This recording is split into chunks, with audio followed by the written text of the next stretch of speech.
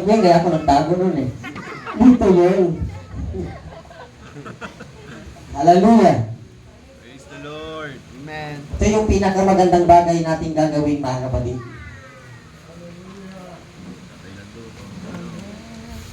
Pwede bang basahin natin?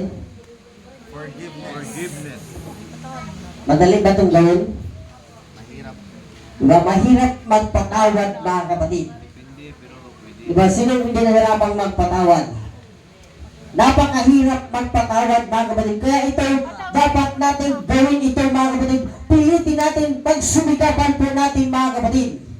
Hindi ka makakalaya o hindi ka makamove on kapag hindi ka pa nagpatawad, mga kapatid. At kapag ka hindi ka magpatawad, kukulungin ka yan, mga kapatid. At sasabihin ko sa iyo, hindi ka magiging masaya.